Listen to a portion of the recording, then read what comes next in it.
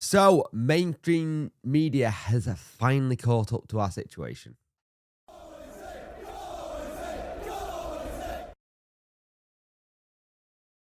Hello and welcome to this video. You could like, share, and subscribe to the channel. Much appreciate it. Liking helps the algorithm, sharing gets in front of people's faces, and subscribe and let me know like the channel. Hit that notification bell to let you know when video go live. Apology for how I sound. I have picked up a summer cold, as per bloody usual. It wouldn't be me if I didn't do this. So yeah, picked up summer cold. Not great, but it is what it is. We still crack on. So, The Guardian, Guy Fawkes, and all that lot have finally picked up on the situation at Sheffield Wednesday Football Club. Now, some players apparently were paid, but we are at risk now of losing players on a free transfer. And that's the thing now. We're now at the stage where people can start putting the requesting to leave. They can start going and getting everything sorted now under the FIFA player statute. Who have not received the contract due to in 2 successive months. As we know, they can give 15 days, although the club have 15 days to gain control of their contract by making the payment. So, 15 days to get the money to whoever it is. Now, do you see it? Not really. But it's one of those things where you look at everything that's going on.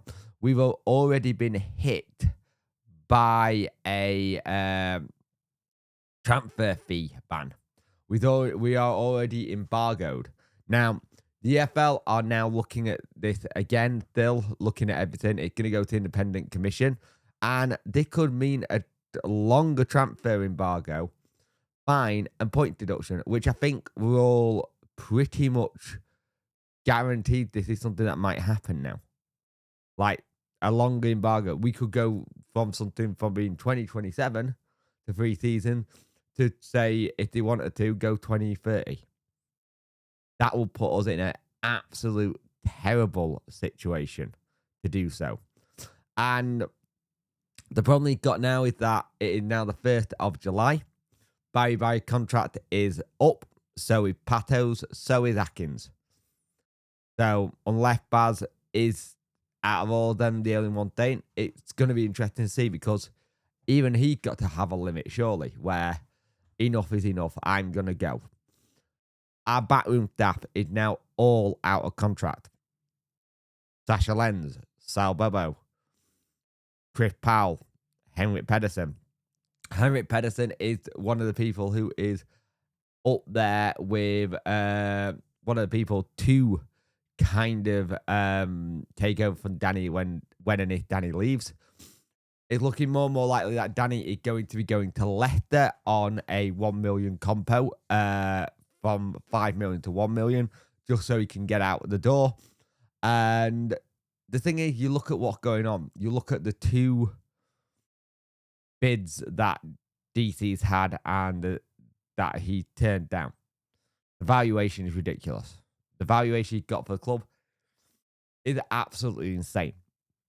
No one in their right mind is going to pay what he wants for the club. That is the first thing. And the problem is, you start getting similar Bury vibes. You start getting the similar, it's his way or the highway. Now, a lot of people keep saying, why the EFL stepped in? Why can't they do it? They technically can't.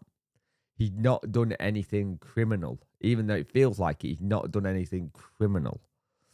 That's where the Reading ownership got sorted. He did something criminal, so he failed to fit a proper person test. Not done that. All he's done is, it's in the eyes of the EFL, this is just a failing business and a failing football club. So you look at it like that. Now, when The Guardian did their article yesterday or this morning, the EFL and PFA had declined to comment on it. Guy Fawkes are finally looking at it as well. They looked at it and theirs is very similar. Apparently, one of the things the club is aiming to complete these outstanding payments in the next fortnight. So the next 2 weeks, the payments that are not there are expected to get all sorted. But it shouldn't be waiting 2 weeks. It shouldn't be on that. It shouldn't have that situation. Guy Fawkes got in contact with Sheffield Wednesday Football Club. Sheffield Wednesday Football Club declined to comment. which there's not much to really say. Let's be brutally honest. We're in a mess. We are in a big, big mess. And you got to pray that the group's looking at us ready to go. You got to pray that the people ready to sit down and try and get a negotiation with DC. And there are people who want us. But again, the people that want us are having to deal with DC. The people that want us are having to negotiate with Chancery. And that is the hardest part out of all this process. It's dealing with DC. It's going to get worse before it gets better, and it could get a lot worse and not get better at all. But for a lot of people, this is their hobby. This is what they like to do. This is what they want to look forward to while the summer holidays are going or while they're doing work or something. This is, for a lot of people, their escapism. Now their escapism is being pulled from underneath them by someone who very clearly doesn't care about your escapism, to be fair. Yes, he can have a bid and have something set up ready to go.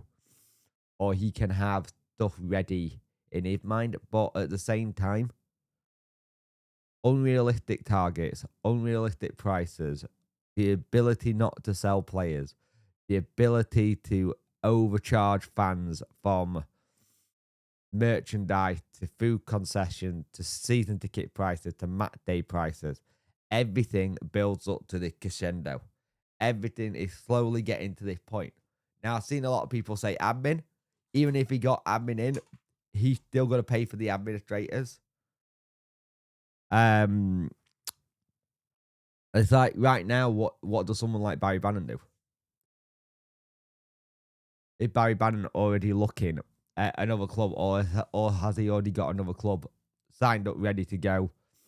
And he's had this just in case, ready to go to that other club just in case something happens. And you wouldn't blame him if he did. Like, generally, you would not blame him if he already had the other club lined up, ready to go. Like today goes, hey, I've signed for X club. Big statement on his social going, apologies, went to fans. I love my time here. I wanted to retire here. This is a club that my family and me have found home. This isn't the way I wanted to leave. All that kind of stuff. But him going, at the same time, I've got to think about my family and I've got to think about what games of football got left. And you can see that. You can 100% see that happening. And I don't think anyone would blame Barry Bannon if he did that. I really don't. So we're in a big mess. But mainstream media finally caught up.